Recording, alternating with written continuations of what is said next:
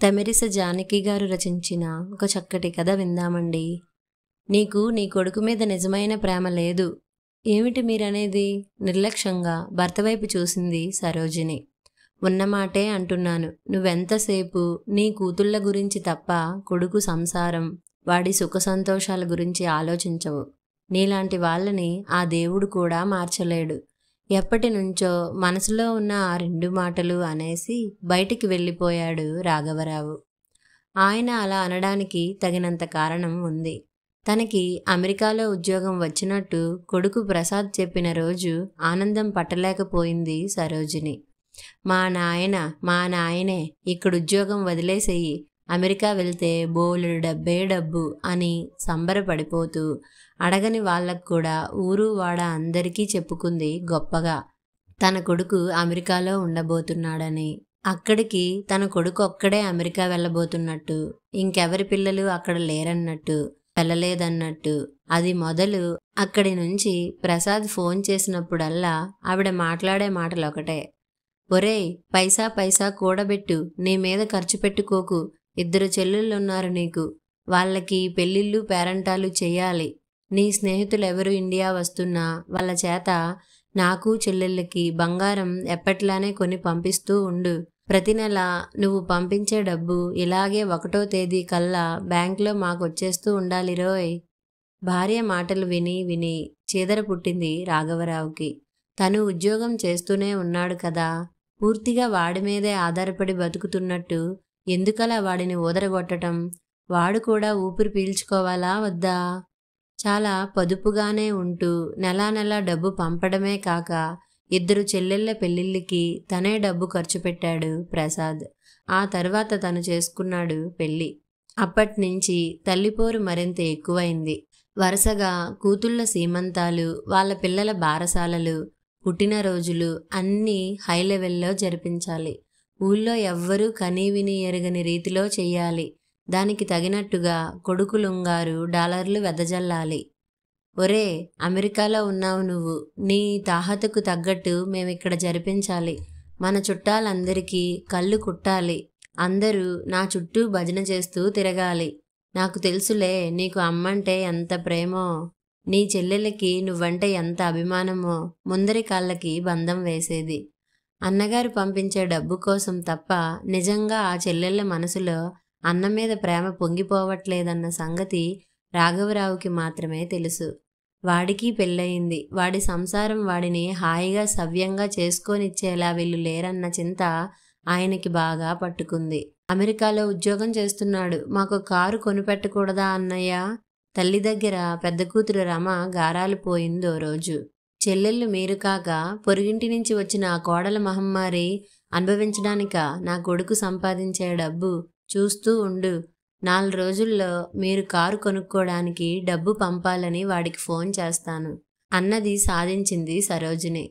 ఇంకా 2వ అల్లుడు మటుకు ఊరుకుంటాడా? తప్పలేదు ప్రసాద్కి ఆయన గారికి కూడా సమర్పించుకోవడం. తన భార్యా పిల్లల కోరికలు అనగదొక్కుతూ, చెల్లెళ్ళవి ఇంటి అల్లుళ్ళవి గొంతెమ్మ కోరికలు తీరుస్తూ, వాళ్ళ గుమ్మాల్లో ఖరీదైన లేటెస్ట్ మోడల్ కార్లు నిలబెట్టిన కొడుకుని ఏమాత్రం మెచ్చుకోలేకపోయాడు రాఘవరావు. వాళ్ళకి లేఖితనం నేర్పుతున్నాడు చేజేతులా అనిపించింది. పులిమీద పుట్రలా పెద్దల్లుడికి ఉద్యోగం పోయింది. ఆఫీసులో ఏదో గోల్మాల్ చేశాడని పీకేశారు ఉద్యోగంలోంచి.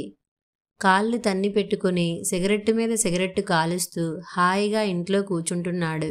ఎవడి మోచేతి కింద ఉద్యోగం చేయను, నా బావమరిది అమెరికాలో ఉన్నాడు, ఆ మాత్రం చెల్లెల కుటుంబాన్ని పోషించలేడా అంటూ అందరి దగ్గర వాగుడు మొదలుపెట్టాడు. దానికి తందానా తానా తల్లి కూతురు. ఎత్తుకెత్తు మరో కుటుంబాన్ని పోషించాలంటే ఈ రోజుల్లో మాటలా?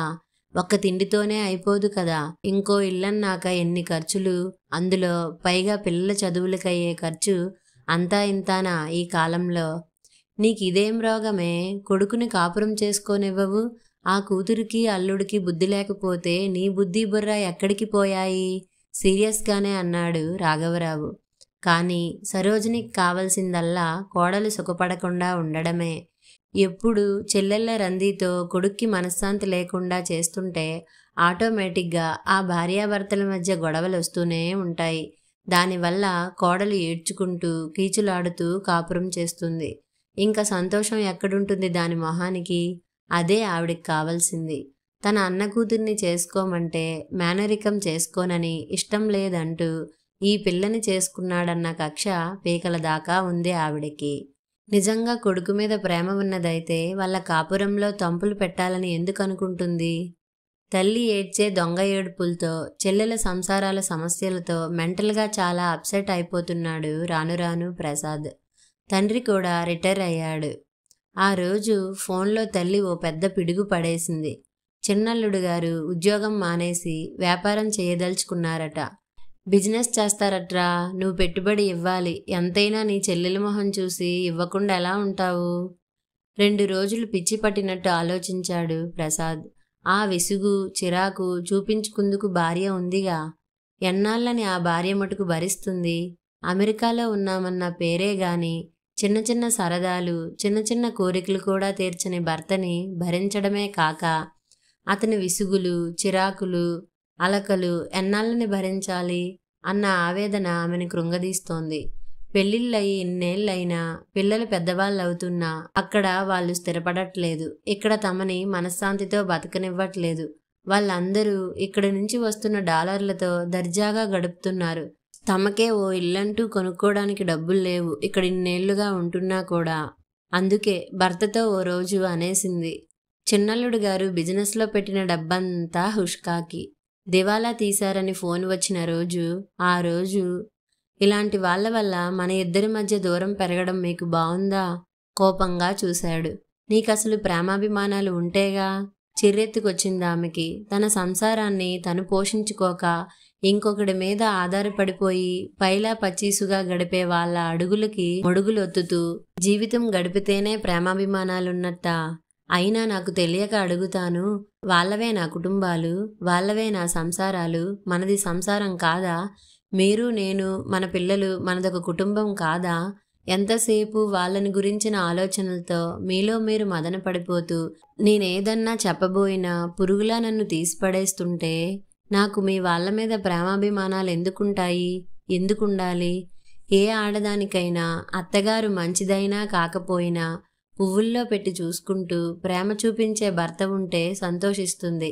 దానికి నోచుకోలేదుగా నేను. అలాంటప్పుడు నాలో ప్రేమాభిమానాలు ఎందుకుంటాయి వాళ్ళ మీద? తెల్లబోయాడు ప్రసాద్. చేదు నిజం అతని మొహాన్ని పాలిపోయేలా చేసింది. భార్య మాటల్లో ఏమాత్రం అబద్ధం లేదని అతని మనసుకు తెలుసు. కానీ ఒప్పుకోవడానికి అతనిలో ఉన్న అహంకారం అడ్డొచ్చింది. ప్రతిరోజులాగే పొద్దున్నే రేడియో ఆన్ చేద్దామనుకున్నాడు రాఘవరావు. కానీ రేడియో స్థానంలో రేడియో లేదే. ఇదిగో సరోజిని, రేడియో లేదిక్కడ. ఇక్కడి నుంచి తీసి మరెక్కడైనా పెట్టావా? ఇప్పుడు ఆ రేడియో లేకపోతే ఏమైపోతుంది? చిన్నమ్మాయి వాళ్ళు కావాలంటే ఇచ్చేశాను. నిన్న రాత్రి మీరు నిద్రపోయాకొచ్చి పట్టుకెళ్ళింది. ఇచ్చేయడం ఏమిటి? పొద్దున్న లేచింది మొదలు రాత్రి పడుకునేదాకా నా కాలక్షేపం అదే అని నీకు తెలుసు కదా. అయితే మాత్రం బాధేముంది? అలాంటివి ఎన్నైనా కొనివ్వగలడు మన అబ్బాయి. రేపే వాడికి ఫోన్లో ఓ ముక్క చెప్తాలేండి. దానికోసం ఈ నెల మరి కాస్త ఎక్కువ పంపుతాడు డబ్బు. సిగ్గు లేకపోతే సరి, నువ్వీ జన్మకి మారవు. ఒళ్ళు మండుకొచ్చింది రాఘవరావుకి. మొన్నటికి మొన్న కిందటి నెలలో చక్కగా పనిచేస్తున్న టీవీ ఎవరికో అమ్మేసి ఆ డబ్బు చిన్నల్లుడి జల్సాల కోసం ఇచ్చింది. వెంటనే కొడుక్కి ఫోన్ చేసి, టీవీ పాడైపోయిందిరా, పని చెయ్యట్లేదు, కొత్తది కొనాలి అంటూ అబద్ధాలు. దానికోసం ప్రత్యేకంగా మళ్ళీ వాడు డబ్బు పంపడం. వాడి కష్టం దోచి ఈ పైలా పచ్చీసుగాళ్ళకి పెట్టడం ఏమిటి? ఎన్నాళ్ళిలా? అందుకే రాఘవరావు ఒక్క ముక్కలో భార్య మీద తనకున్న అసహ్యాన్ని బయటపెట్టాడు. నీకు నీ కొడుకు మీద నిజమైన ప్రేమ లేదు. ఎప్పుడు కొడుకు ఫోన్ చేసినా భర్తని మాట్లాడనివ్వదు సరోజిని. మొదటి నుంచి చివరి దాకా కూతుళ్ళ కాపురాలకి ఇంకా ఏమేమి కావాలో, వాళ్ళ పిల్లల చదువులకి ఇంకా మంచి మంచి పెద్ద స్కూళ్ళల్లో, కాలేజీల్లోకి మార్పించాలి. డొనేషన్లు ఇంతింత కావాలి, గుర్తుపెట్టుకోమంటూ లిస్టు చదవడం. మధ్య మధ్యలో కొడుకుని ఐస్ చేస్తూ వాడు పొంగిపోయి బుట్టలో పడేలా మాట్లాడుతూ భర్త చేతికి మాత్రం ఫోన్ ఇవ్వదు. ఆ రోజు రాఘవరావు అదృష్టం. సరోజిని పక్కింటి వాళ్ళతో గుడికెళ్ళింది. ఆ సమయంలో వచ్చింది ఫోను. ఎలా ఉన్నావురా? కోడలు పిల్లలు ఎలా ఉన్నారు? మేం బాగానే ఉన్నాం నాన్నగారు. ఒరే, నిన్ను పిచ్చివాడిని చేసి ఆడిస్తున్నారా మీ అమ్మ చెల్లెళ్ళు కలిసి. వెర్రివెంగలప్పలా పెంచిందిరా మీ అమ్మ నిన్ను. దేనికైనా ఒక హద్దు అంటూ ఉంటుందిరా. ఏమిటి నాన్నగారు? అవునరా, సొంత ఇంట్లో ఉంటున్నాం మేమిద్దరం. అద్దె కట్టే పనిలేదు. నెలకింతని మాకు సరిపడా నువ్వు పంపుతున్నావు. హాయిగా కడుపులో చల్ల కదలకుండా సుఖంగానే ఉన్నాం కదా. అయినా కూడా మిమ్మల్ని మనశ్శాంతిగా బతకనివ్వడం దానికిష్టం లేదురా. అపాత్రదానం చేస్తున్నావు నువ్వు. తప్పు నా మీదకి తోస్తున్నారా నాన్నగారు?